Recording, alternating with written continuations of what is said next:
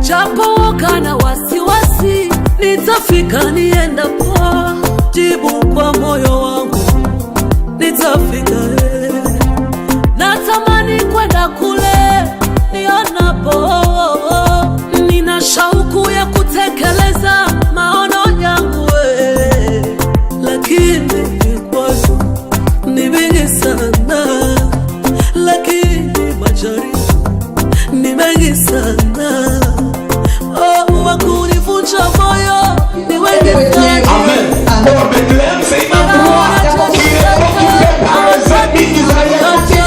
Et si vous êtes ennemis d'Israël, vous êtes directement ennemis de Dieu. Vous êtes directement ennemis de Dieu. Qui me fera voir? Est-ce qu'il y a des gens qui comprennent cela? Et que ça va toujours déranger. Vous arrivez dans une maison, par exemple, je n'ai pas l'appétit, je n'ai pas l'appétit de manger des choses. Mais vous voyez les mamans qui sont sans ça, ça va comme si l'on l'a entendu. Et vous passez la main, des femmes pareilles ne sont pas dignes pour les gens. Amen. Parce que l'on dit ceci, bien que ce n'était pas seulement cette cité qui contenait de l'eau. Il y avait d'autres choses qui avaient de l'eau, il y avait d'autres emplois. Mais David dit seulement l'eau de la citerne. Qui me fera boire? L'eau de la citerne me fera boire. Quelque chose de valeur ça. Amen. C'est quoi? Pense. Il regarde. Par-ci par-là. Il y a des adversaires. Et même cet endroit-là, quand il désire consommer de l'eau, il y a l'armée de Philistins qui était là. Pourtant David, il était accompagné seulement avec 3 vaillants soldats. Mais là il commence à se questionner sans pour autant donner l'ordre. Qui me fera boire, Seigneur? Qui me fera boire l'eau de la citerne pour que je puisse apaiser la tension qui est à moi. Mais la Bible dit que c'est 3 braves, sans pour autant demander consigne à David, ils passeraient de l'autre côté et ils engageraient la guerre contre les Philistins.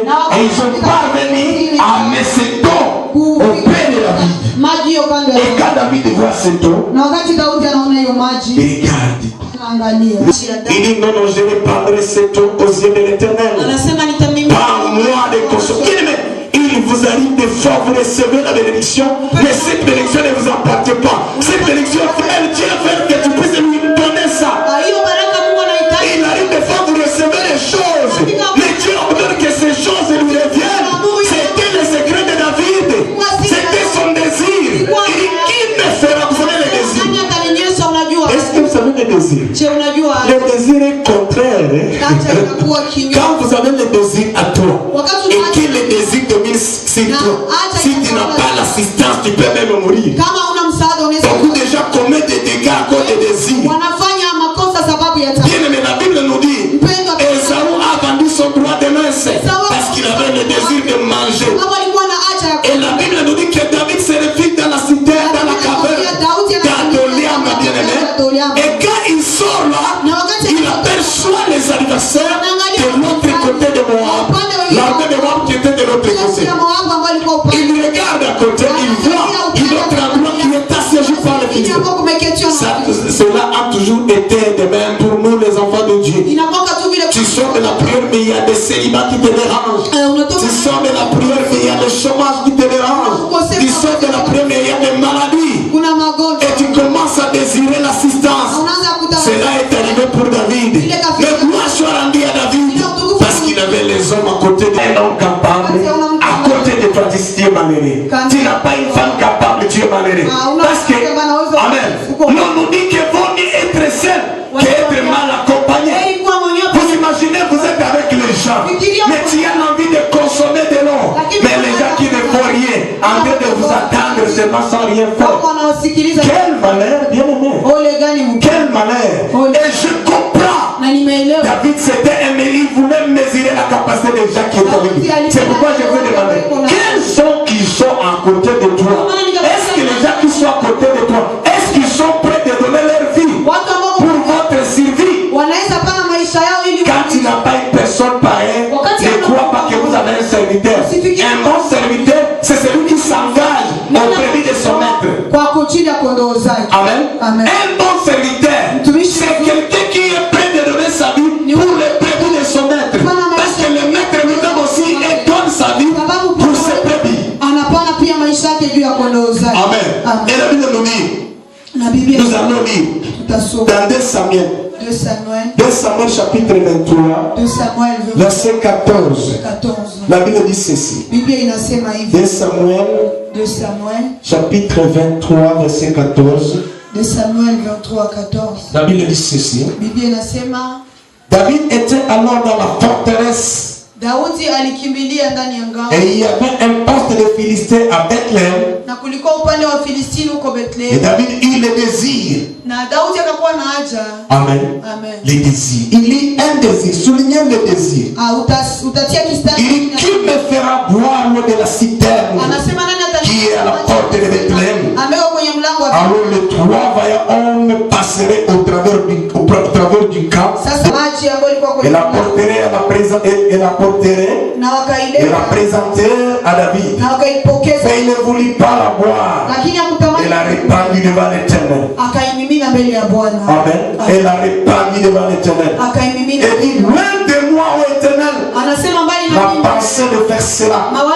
Boirai-je les sang de ces hommes qui sont allés au péril de leur vie?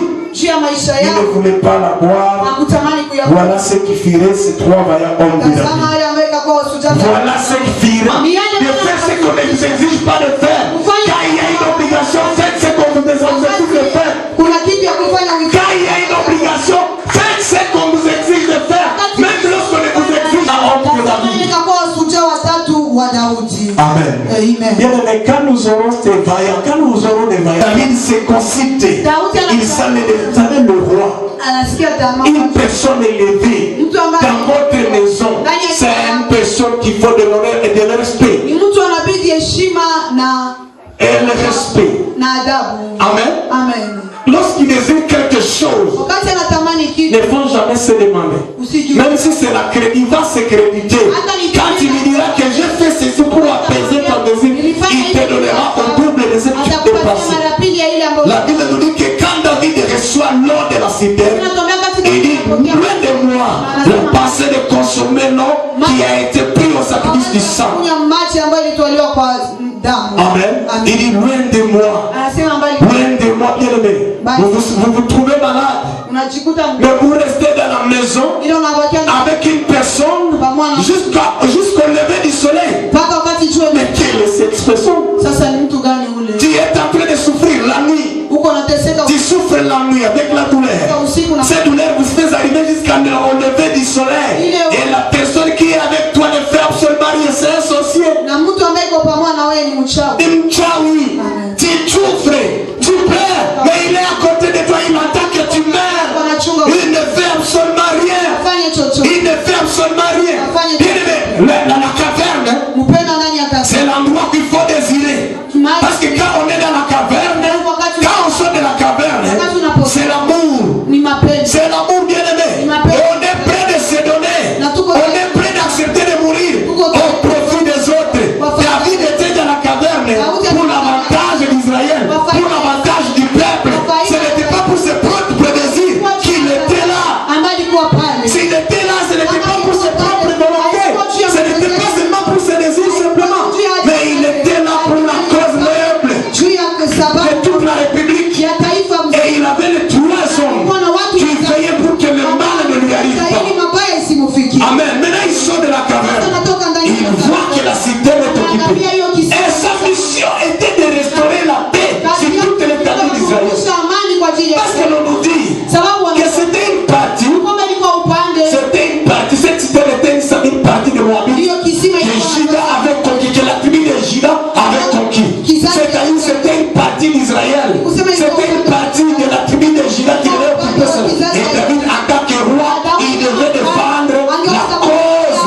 partie. Maintenant il dit mais qu'est-ce que je vais faire? C'est-à-dire quoi? Il voyait des guerres par-ci par-là. Mais il dit mais je ne vais pas y aller comme quelqu'un qui ne connaissait pas Dieu. Il part dans la forteresse. On ne nous dit pas combien de jours qu'il... Mais quand il sort, il a personne les adversaires. Il dit mais quel comportement je vais apprendre? Il sent à lui le désir de consommer l'eau qui se lève. Mais là il commence à se lamenter sans pour autant donner instruction, sans pour autant donner l'ordre. Mais il dit mais qui me fera boire l'eau du Jordan? Amen. Qui me fera boire l'eau du Jordan?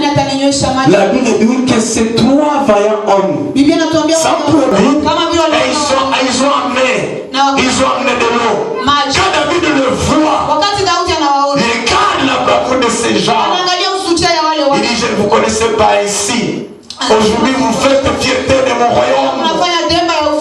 Mais est-ce qu'il peut arriver des gens qui veulent faire fierté de ta maison? Les gens, si tu n'as pas les gens qui sont prêts à faire la fierté de ta maison, vous êtes encore malheureux. Il faudra qu'il y ait des choses qu'il faudra encore qu'on puisse vous enseigner. Amen. Il y a des choses qu'il faut encore qu'on vous enseigne. Et tant que, parce que celui qui apaise les défis, il aura l'importance aux yeux de la personne qui la serve. Il aura de la considération aux personnes qui la satisfait. Amen. Mais là, toi, tu restes là. Arrête, bien-aimé. Il faut pas qu'elle se lève. Parce que la Bible dit, la Bible ajoute, voilà cette filée, les trois vaillants de David. C'est-à-dire c'était quelque chose de bon. C'est-à-dire c'était quelque chose que même le ciel avait salué. Oh, la Bible dit, celui qui voudra sauver sa vie la perdra, et celui qui voudra la perdre la conservera. Amen.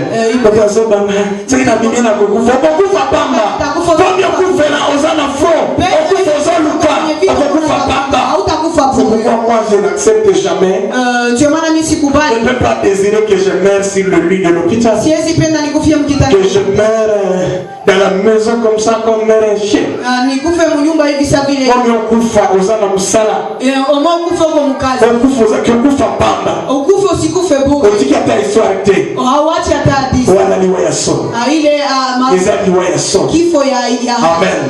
Les trois, il dit voilà cette filée de trois vaillants hommes de David. Les trois vaillants de David. Ça veut dire même le ciel reconnaît leur bravoure. Amen. Et la Bible nous dit que David s'est rappelé que quand j'étais encore poursuivi par Saïl, je me réfugiais dans cette caverne.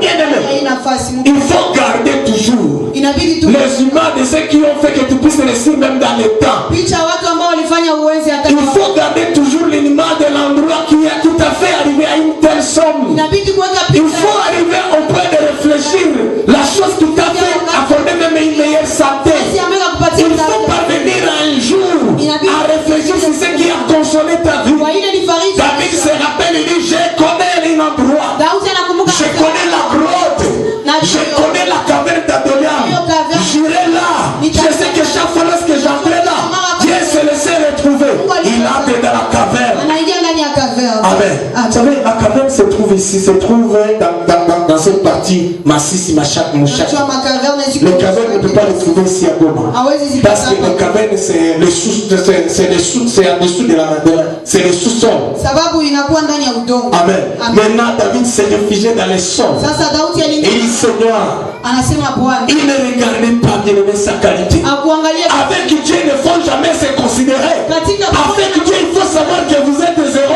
Et que la personne qui est digne de recevoir l'honneur, c'est lui et lui seul. David était roi, mais il ne regardait pas cette royauté. Il se voyait comme zéro. Il cherchait Dieu parce qu'il savait qu'il est le Dieu des armées. Il savait qu'il est capable de renforcer n'importe quelle bataille. Il se réfugie, bien-aimé. Il se réfugie dans la caverne d'Adonai. Il se rappelle de ce qu'il faisait. La Bible nous dit un jour, David sort de la caverne. Il part chez les sacrificateurs Ashtoreth. Et quand il arrive chez les sacrificateurs,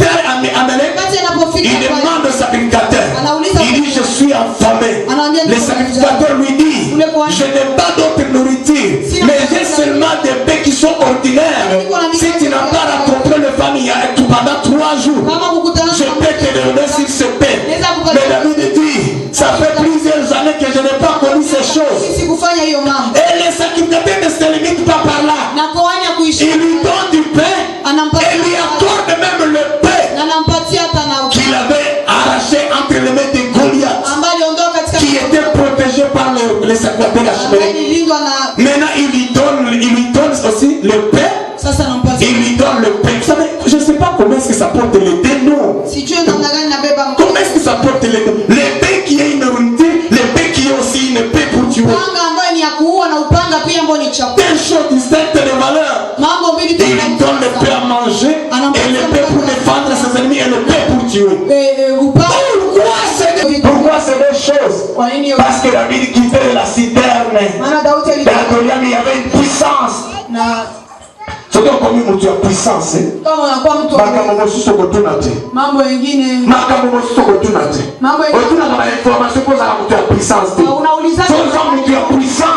a d'autres choses que tu ne demanderas pas. Quand les gens vous voient, ils commencent à vous dire des choses sans que tu leur demandes. David qui se présente, Ashmelech lui dit, qu'est-ce que tu viens faire aujourd'hui, David? Est-ce que tu viens nous demander de la nourriture? Ordinairement, seulement pour nous les sacrificateurs. Si néanmoins tu peux préserver contre les femmes, je vais te les donner. Et David dit, ça fait plusieurs jours que je n'ai pas rencontré ces choses. Les sacrificateurs lui donnent le pain et lui accordent aussi le pain.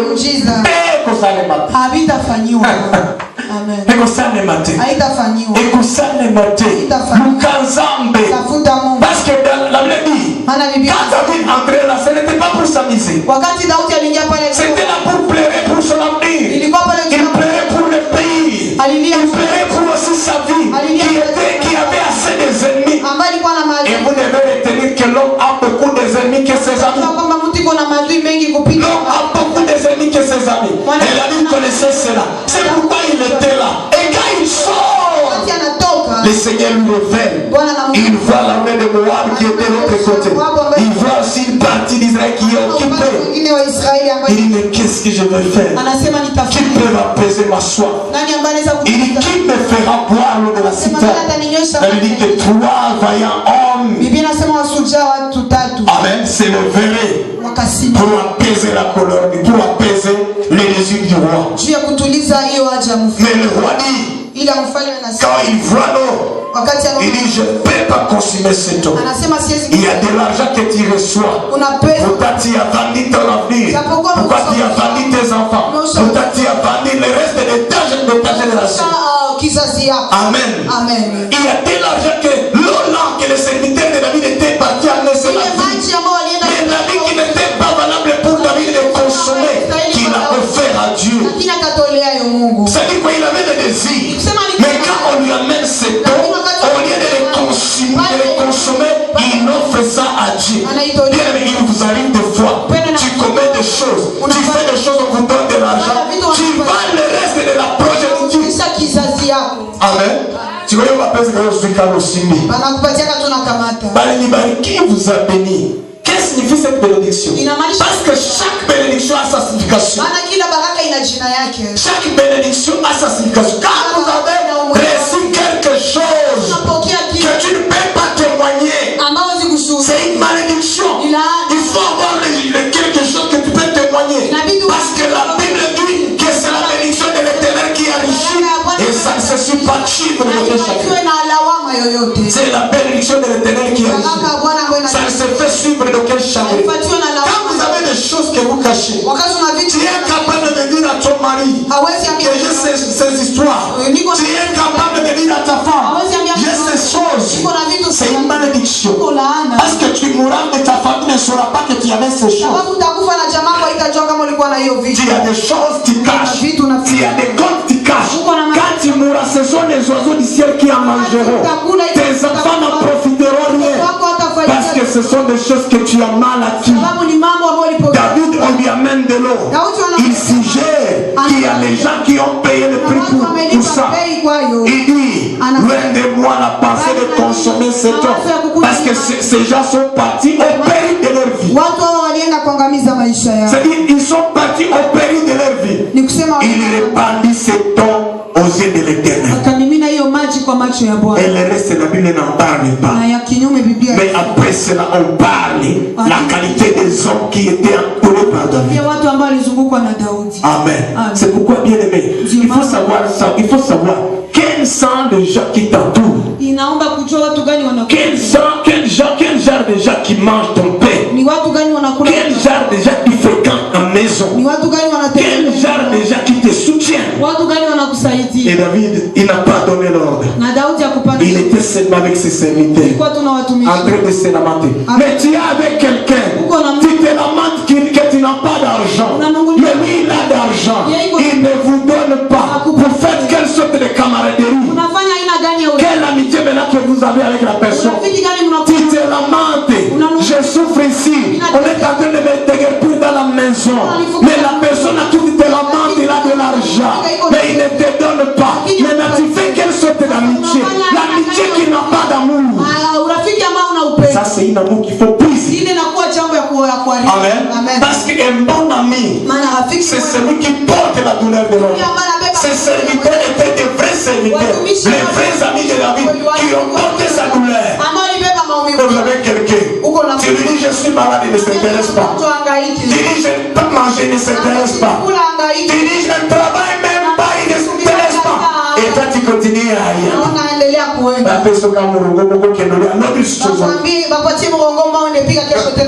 il faut mtuana na kisamurongona zoka kondengeni. Inabidi akoreshe murongona ipataka. Baki hapa kukabela hiyo. Hapana anze kukupatia. Sio kabela yoko ni na station wanate. Hautatoka ndani ya hiyo jambo. Amen. Oko bima na station wanate. Hautatoka mumama. Tu ne vas pas sortir dans cette situation. Hautatoka mwiyo. C'est pourquoi quand quelqu'un vient me voir, il dit non pasteur je vais travailler. Je lui dis laisse que nous entrons en prière. Ce que Dieu me révélera c'est ce que je te dis. Et quand tu appliques cela, tu as la victoire. Amen. Amen. Amen bien aimé. Les trois hommes, les trois vaillants de la vie. Vous avez des gens qui vous entourent mais qui ne font absolument rien. Ce sont des gens qu'il faut se séparer. Amen. Tu plais quelque chose. Tu es dans la maison. Tu souffres. Tu plais certaines choses. Il faut se séparer. Et il y a des voies que Dieu a disposées pour ça. Amen. Écoute bien aimé. Un jour, une femme qui perdait, qui avait une maladie d'hémorroïdes pendant plus de 12 ans. Il apprend que Jésus s'est dirigé dans la maison d'un officier. Amen. Il dit non, non. Parce que la Bible nous dit que cet officier était venu solliciter à Jésus d'aller guérir son fils. Amen. Mais la Bible nous dit qu'il y avait aussi une femme qui perdait le sang pendant 12 ans. C'est une situation. Jésus qui est sollicité par Jaïris d'aller guérir son fils. Et tandis qu'il venait solliciter, on vient informer à Jésus, on vient informer à Jaïris. Cesse d'importuner le maître. Ton fils est déjà mort. Mais le Seigneur dit ne t'inquiète pas de cela. Dans les 12 disciples, il y avait aussi une femme qui avait une maladie hémorroïde. Il dit jamais mal avec cette situation. Ça va s'arrêter aujourd'hui. Ça va s'arrêter. Il vient par derrière. Il traverse la foule. Qu'est-ce qui t'empêche de servir le Seigneur? Tu vas renoncer à toute chose qui t'empêche de servir le Seigneur. Tu vas renoncer à toute chose qui t'empêche de ne pas faire la volonté de l'Éternel. La Bible nous dit que cette femme sans tenir compte des disciples de la foule, elle vint par derrière. La Bible dit qu'elle se disait de la manière dont j'apprends cet homme, si je puis seulement trouver l'occasion de toucher les bords de ces vêtements, je sais que je serai guéri. La Bible dit qu'elle vint par derrière et toucha les bords des vêtements de Jésus. En restant même, le sang s'arrête. Amen. Et le Seigneur regarde. Il dit, qui m'a touché? Les disciples, si vous lisez l'endroit, c'est dans Marc chapitre 5.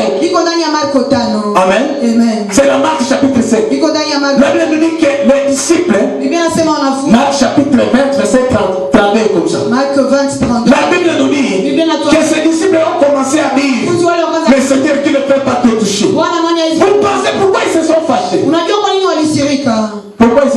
Je vais venir, celui qui va me répondre. Pourquoi les disciples s'étaient fâchés? Pourquoi ils se sont fâchés? Parle un peu, maman.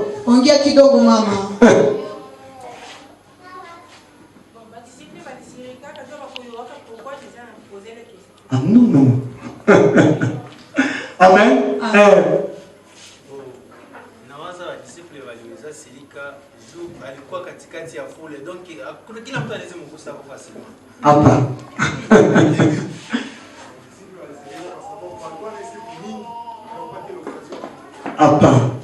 Pas disciple. Amen. Est-ce qu'il y a quelqu'un aussi qui va rajouter la réponse? Ah non, non. Jésus posait cette question sur base des causes. Il dit, mais comment cette femme, moi qui est entourée par 12 disciples, a parvenu à me toucher? C'est ça. Les disciples ont compris qu'ils n'ont pas bien rempli leur mission. Parce que s'ils voulaient tuer le Seigneur avec un fusil, ils pouvaient le faire. S'ils pouvaient le tuer avec une aiguille, ils pouvaient le faire. Mais le Jésus constate qu'il n'est pas sécurité. Il n'est pas sécurisé. Parce que la femme l'a touché et puis il est rentré. Il voulait partir même. Mais le Seigneur dit non. Il arrête toute l'assemblée. Il y a quelqu'un qui m'a touché. Les disciples ont dit, tu exagères, qui ne peut pas te toucher. Toi tu vois que nous ne faisons rien. Il dit, vous ne faites rien. Il y a quelqu'un qui m'a touché. Il dit non. N'importe qui même peut te toucher. Parce qu'il y a beaucoup de gens. Il y a beaucoup de gens qui ne peuvent pas te toucher. Il dit non, il y a quelqu'un qui a parvenu même à mes amis. Il a touché même à mes amis. Les disciples ont dit jamais. Tu exagères aussi. Amen. Ils ont dit tu exagères. La femme veut un drame là. Il dit c'est moi Seigneur. Il dit à cette femme, ta foi t'a sauvé. Amen.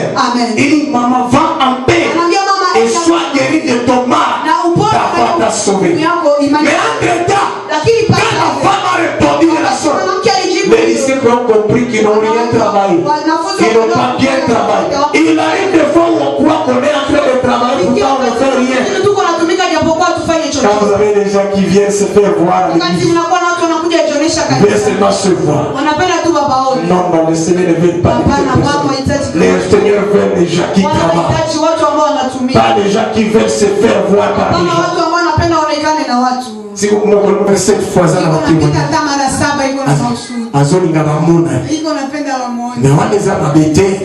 mais qu'est-ce que Dieu gagne dans cette vie?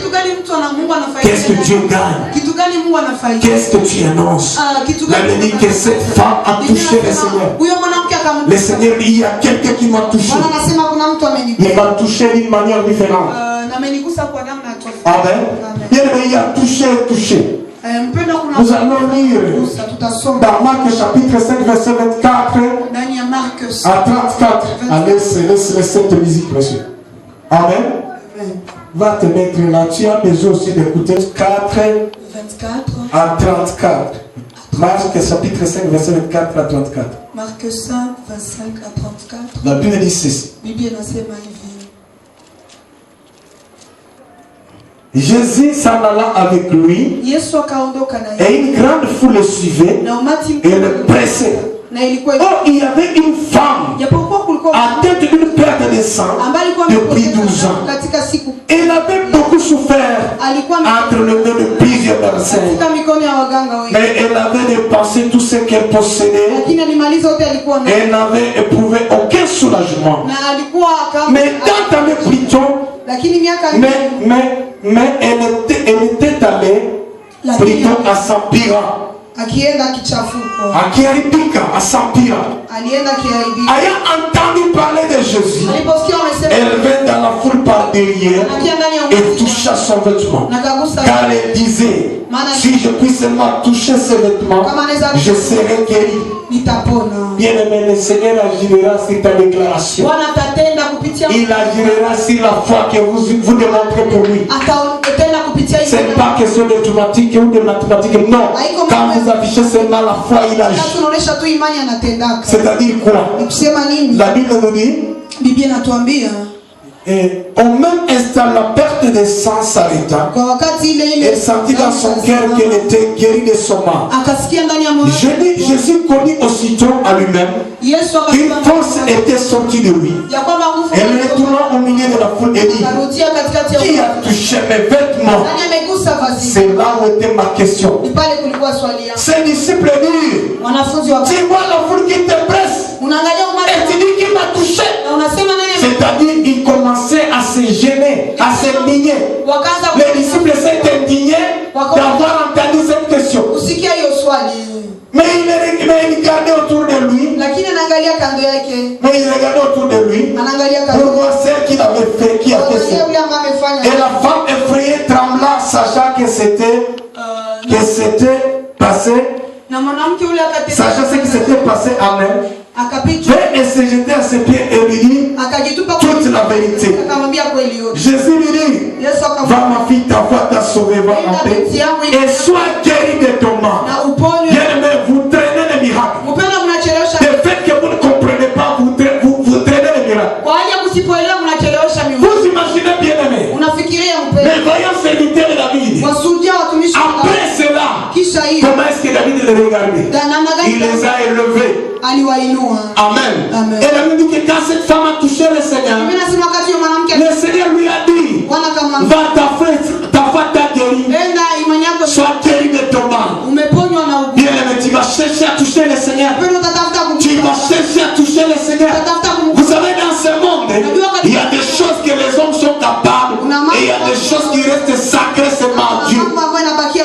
Cette femme avait dépensé des milliers d'argent entre les mains de plusieurs médecins, mais il n'avait pas eu aucun soulagement. C'est seulement quand il a pris décision, elle se disait: de la manière dont j'apprends le témoignage de cette personne, si je puis seulement avoir l'occasion de toucher le bord de ses vêtements, je sais que je serai guéri. Et la femme veut par derrière. Lui-même, elle se disait. C'est-à-dire, en chemin, il avait déjà la guérison. Il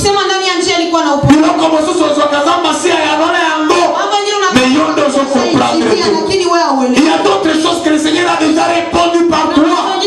Mais il y a la foule qu'on a mis à tes yeux qui fait que tu ne vis pas ces choses. Il y a la foule qui t'empêche de ne pas vivre ces choses. La Bible dit que cette femme apprend que le Seigneur peut se diriger, se jaillisse. Cette femme n'a pas sollicité la faveur des disciples. Va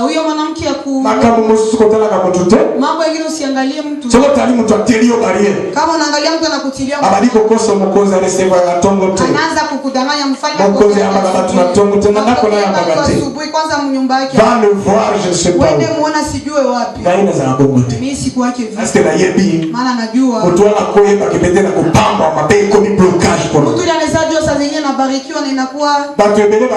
bénédiction.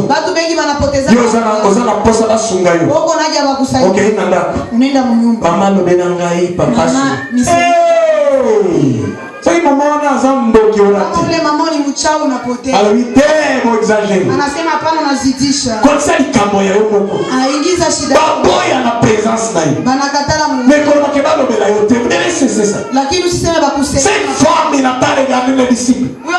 Il n'a pas regardé ce qui accompagne le Seigneur. Amen. Non. Elle vint directement auprès du Seigneur. Il dit: même si je ne lui touche, je ne lui dis pas un mot, mais c'est un Dieu. Il saura mon désir. Amen. Il saura mon désir. Il saura mon désir. Il vint par derrière. Il touche le bord des vêtements de Jésus. Directement sa maladie guérie. Et il rentre directement.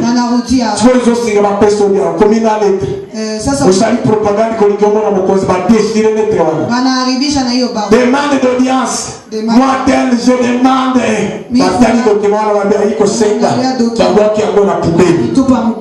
Amen.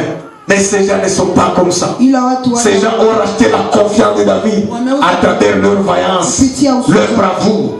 Il y en a d'autres qui ont racheté la confiance, leur qualité par leur foi. Amen. Ils ont acquis la confiance du roi à travers leur bravoure. Wamepata tumaini ya mfalme kupitia usuja wao. Amen. Et cette maman vint par derrière. A tout mutute. A tarifou le merci Dieu.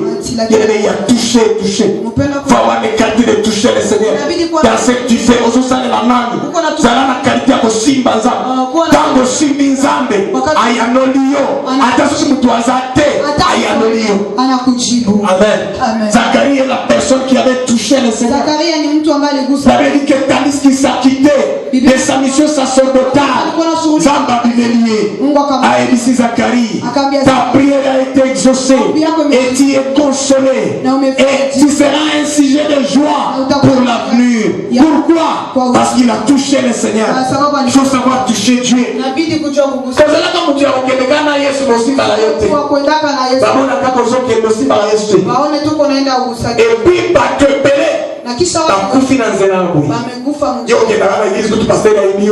unaendaka mkanisa kwanza na mchungaji yako.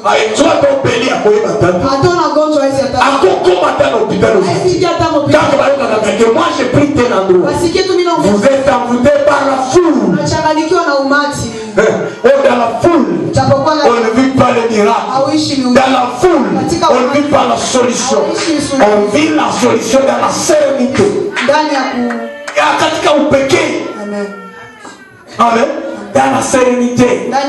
C'est pourquoi là où on nous a appris le Seigneur, on nous disait toujours les dieux de chacun. Tu ne sais pas comment est-ce que je marche avec mon Dieu. Tu ne sais pas comment est-ce que je travaille avec mon Dieu. Tu vas perdre ton temps, mais tu ne sais pas comment est-ce que je travaille avec mon Dieu. Et comment est-ce que nous travaillons, qu'est-ce que nous avons, quelle est notre entrée de traite. Amen. Amen, bien-aimé. Et cette femme vint, c'est pourquoi Jésus a dit que les Rahab et les Barabbas seront plus nombreux dans les cieux. Amen. Jésus a dit que les Rahab et ce voleur-là de la croix qui a dit Seigneur, je reconnais que tu souffres à cause de moi. Quand tu seras relevé, souviens-toi de moi. N'est-ce pas? Ils sont en train de dire, est-ce que c'est ce qui est arrivé? Jésus a condamné. Amen. Tu n'es pas avec de l'argent pour que j'achète. Il dit, mais si tu savais, pasteur, avec que j'ai un remorque qui a connu l'accident à Nairobi. Et dans cet accident, on exige de payer 45 000 que je n'en ai pas. C'est-à-dire quoi? Je vous donne aussi cette récolte. Va prier aussi pour moi. Peut-être ton Dieu pourra faire quelque chose. Et je me suis dit, maudit soit l'homme qui se confie à l'homme et béni soit l'homme qui se confie à Dieu. Si tu cherches assistance aux hommes, tu vas traîner très longtemps. Parce que l'homme te dira demain, il te dira après demain, il te dira on va envoyer même mes enfants. Ils n'ont pas étudié aujourd'hui. Il te dira d'ailleurs aussi, il y a un enfant qui se trouve en Europe. On est en train de le chasser. En tout cas, j'en ai marre. D'aller dans Zambie, bien. Ils se tournent pas côté de la base. Je vois ça dans ma classe, côté de la papa. Il y a côté de la maman, côté de la sœur. D'aller là, Yesu. Cette femme qui perd le sang. Comptez beaucoup sur les médecins. Mais aucune solution. Aucun secours. Mais quand il a espéré au Seigneur, il a été guéri de son mal. Amen. Notre Dieu est vivant. Il est vivant. Il ne peut pas rejeter ta requête. Il prend la condamnation de ce qui te fait du mal. Et je crois fermement que le Seigneur, comme il connaît tout, quand il a vu cette femme de loin, il s'est arrêté en train de l'attendre parce qu'il voyait quelqu'un de la foi en chemin. Amen. Vous êtes à la condimenter. Vous êtes à la condimenter. Parce que le fait d'appeler même un homme de Dieu, ça affiche aussi la foi. Que vous avez encore de l'espérance. Mais il y a un béni. Tu ne crois plus qu'on peut prier pour toi et pour que tu vives. Vous avez comme exigence. Je ne supporte plus le foufou. Je supporte que mon estomac supporte maintenant les pommes de terre. Mais les pommes de terre ne vont pas te guérir. C'est seulement la parole de Dieu. Amen. La Bible nous dit, le Seigneur a dit à cette femme, femme, tu es guérie de ton mal. Cette maladie d'hémorroïde, ça fait 12 ans où quelqu'un souffre. Mais non, c'est au-delà de l'espérance de guérison.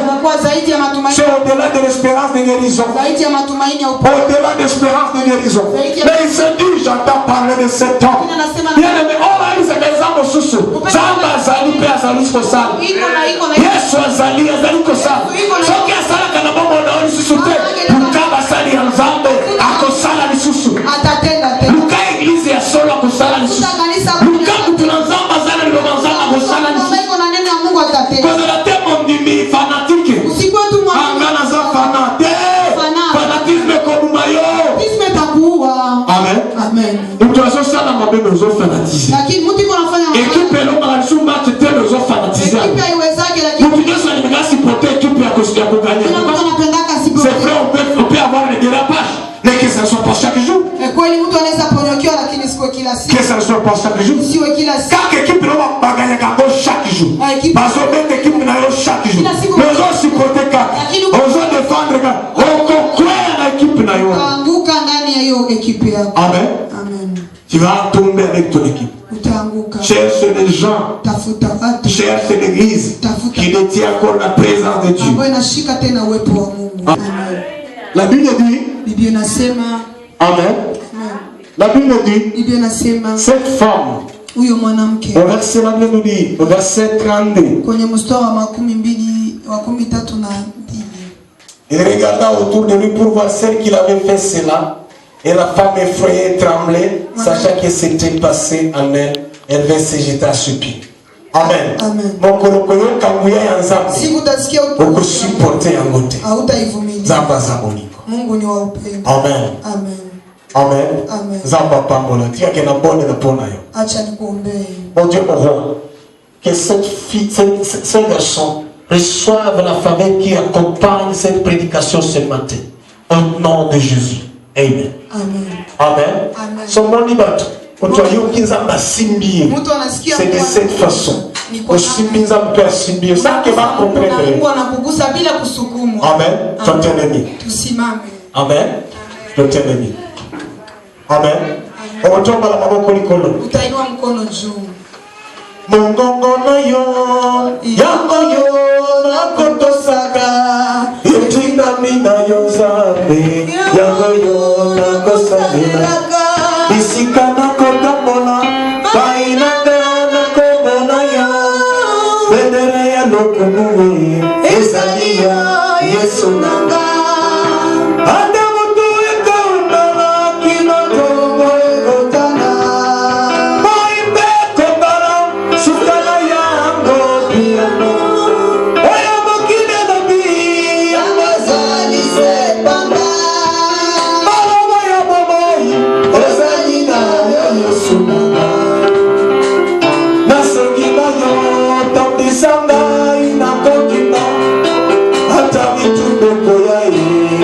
Let's go.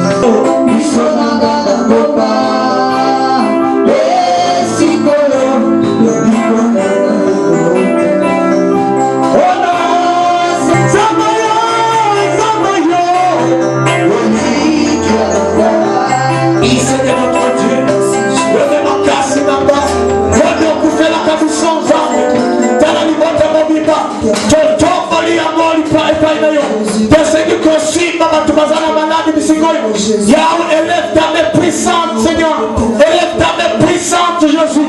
Élève ta main puissante, véritable Dieu. Élève ta main puissante, Jésus. Touche, Seigneur, notre Dieu. Touche, Jésus. Touche, Nanayo. Continue sur comment il s'y comprend.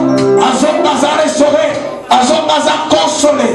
La combo de Jésus. Tout le monde a dit bon. Amen. Nous disons merci, vous allez vous asseoir. Nous sommes presque à la fin de notre séance. Nous vous disons merci pour votre intimité, votre attention que vous avez affichée. Amen. Hier, j'ai reçu Papa Christian au téléphone. Jana nilipokea Papa Christian kwenye simu. Il m'a dit qu'il veut que nous puissions prier pour son enfant. Na akaniambia anahitaji tuombee mtoto wake. Amen. Amen. Vous allez nous amener l'enfant qu'on appelle Mapouye. Mtatuletea mtoto ambao anaitwa Mapouye Empire. Empire. Lete la Yesu mabako. Lete la Yesu mabako. Yesu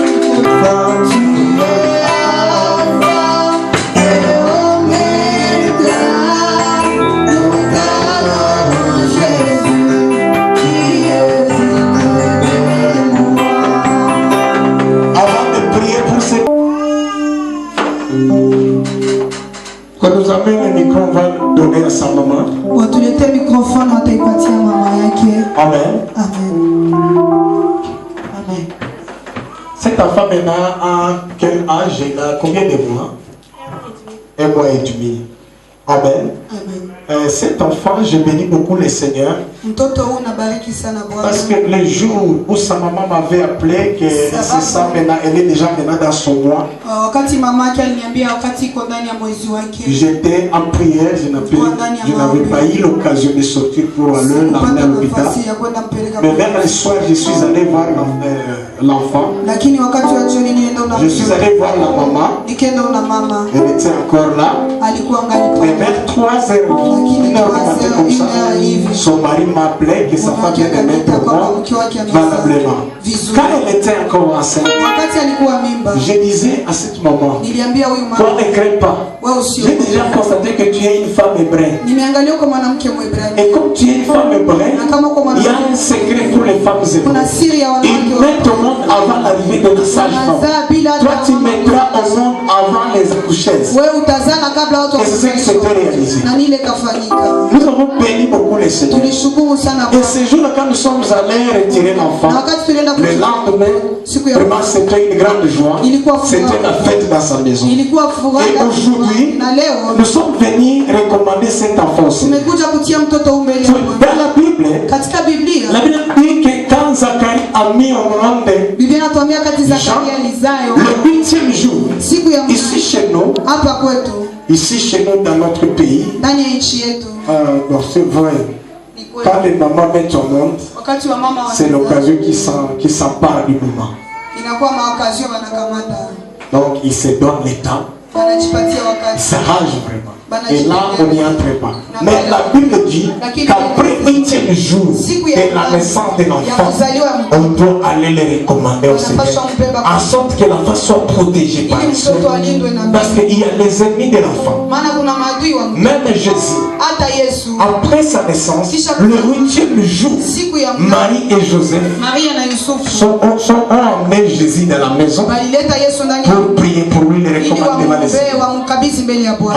Amen. Alors voilà pourquoi je ne sais pas s'il y a ce que la maman voulait dire.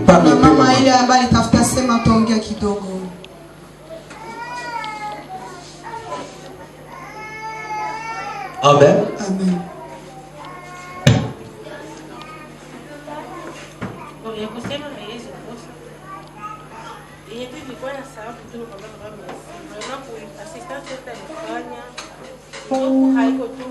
Mwenye mzaliwa naye au baba ni mzuri kuzala.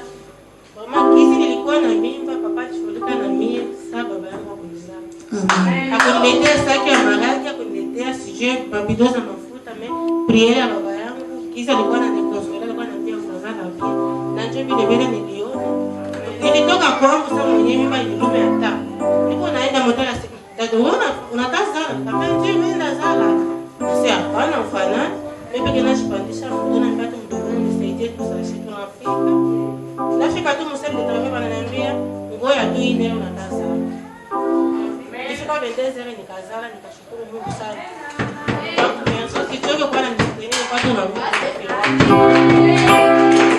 Merci beaucoup. Amen. Je crois que vous avez suivi. Est-ce qu'il y a quelque chose que le papa vous a donné pour l'enfant? Merci beaucoup. Parce que la Bible dit ceci. Quand on recommande l'enfant, il y a quelque chose que la famille amène. Ensuite, identifier les amis. Mais nous ne sommes pas là parce que le papa m'avait dit. Maintenant, nous voulons prier pour l'enfant.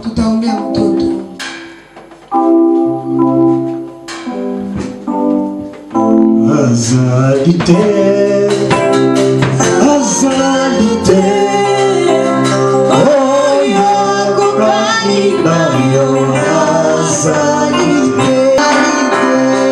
Éternel notre Dieu, nous bénissons ton nom, toi qui donnes des enfants. Laisse que cet enfant du nom de Mabouye Ampire soit grand, Seigneur, qu'il soit un sujet de joie pour son père et pour sa mère. Que cet enfant croisse en sagesse, en stature et dans la crainte de ton nom. Yahweh, je me lève contre le roi de sa famille, contre les origines et réclamations familiales.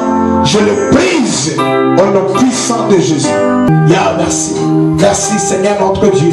Je crois que la faveur qui était sur Jean-Baptiste et sur Jésus sera aussi sur la vie de cet enfant. Mon Dieu, mon roi, je suis en train de recommander cet enfant à toi. Que cet enfant voie les enfants de ses enfants. Au nom de Jésus-Christ, nous avons ainsi prié. Amen.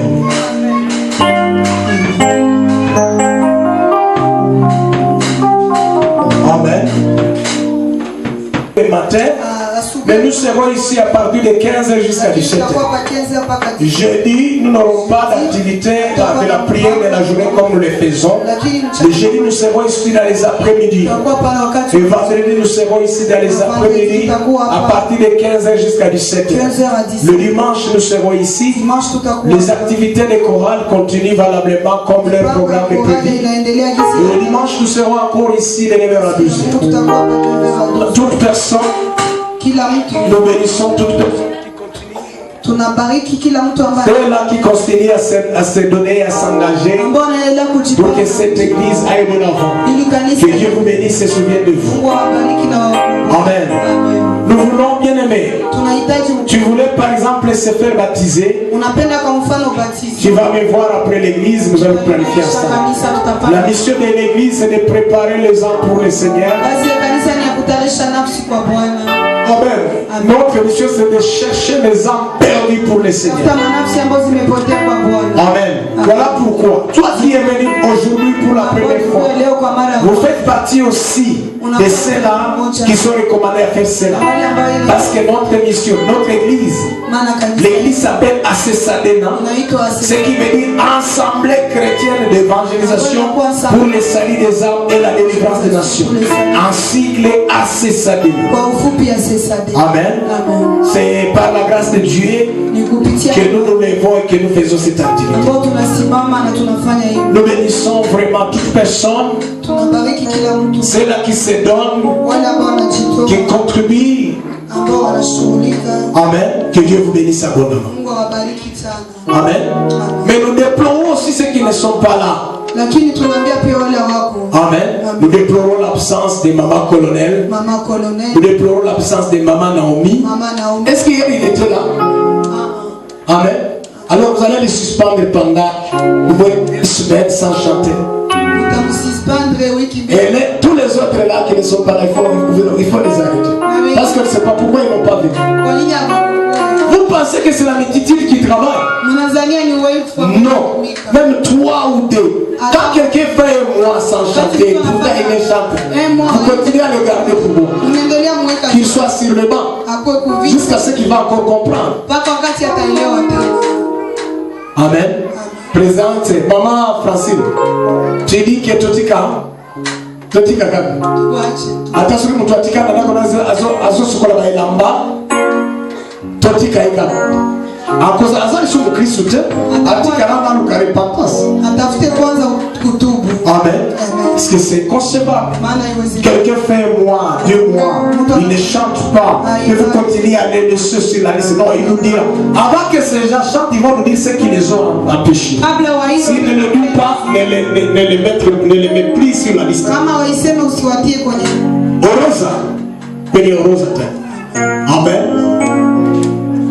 Asante. Amen. Tunashukuru Mungu kwa ibada yetu. Nous nous tenons debout. Amen. Matondo mingi kola, matondo mingi, matondo mingi kola, Yesu matondo mingi, matondo mingi kola, Yesu matondo mingi. Mungu wangu asante sana Bwana.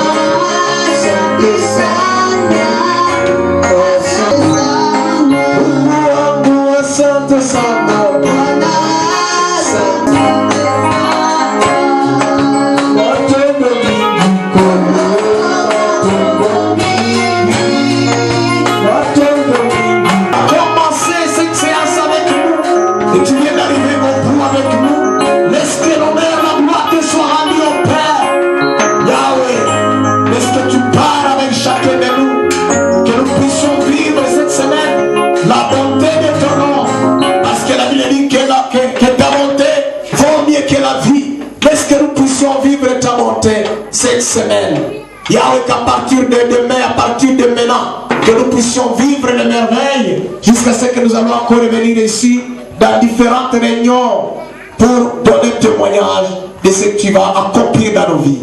Sois béni au Père, sois loué Jésus-Christ et que l'honneur et la gloire te soient rendus au nom de Jésus-Christ. Nous avons reçu plus de disons Amen. Et disons que Dieu vous bénisse. Maman Véro, on cause la live. Amen. Zambé a pas pour la Bible.